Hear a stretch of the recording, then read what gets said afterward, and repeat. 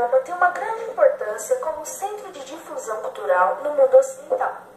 Ao contrário dos gregos, os romanos sentiam que todas as coisas belas deveriam ser úteis, e a aplicação desta máxima podia ser observada em várias áreas, desde a arte até o direito. A cultura romana é resultado da mistura de elementos culturais diversos, que foram absorvidos e moldados pelos romanos. A influência mais marcante recebida pelos romanos foi a influência helênica. A importância de Roma foi tão grande que até os dias atuais podemos perceber a presença de algumas características do maior império da antiguidade.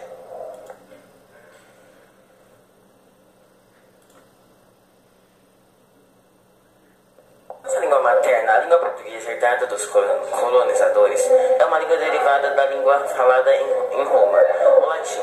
Além do português, outras línguas derivadas do latim são o espanhol, o francês, o romeno e o italiano. O latim também é usado na nomenclatura científica de plantas e animais e é a língua oficial da Igreja Católica. As missas eram celebradas em latim.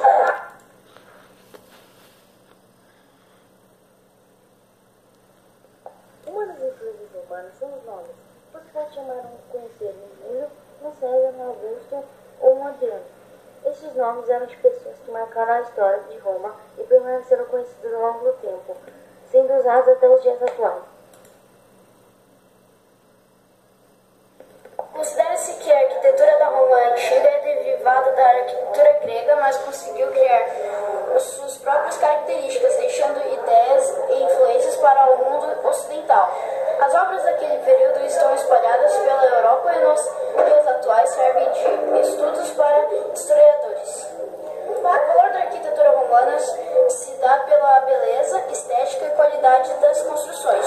Algumas técnicas adotadas naquela época ainda são utilizadas, como os aquedutos que servem para abastecer de água algumas vilas modernas.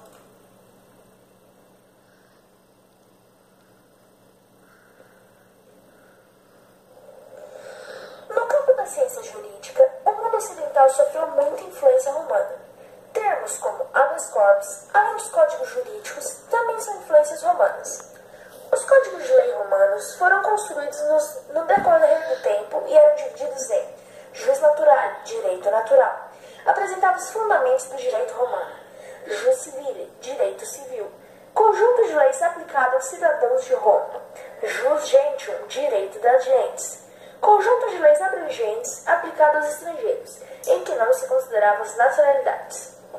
Esta divisão do Código de Leis romano é a base para o direito internacional, como é conhecido nos dias atuais. A cidade de Roma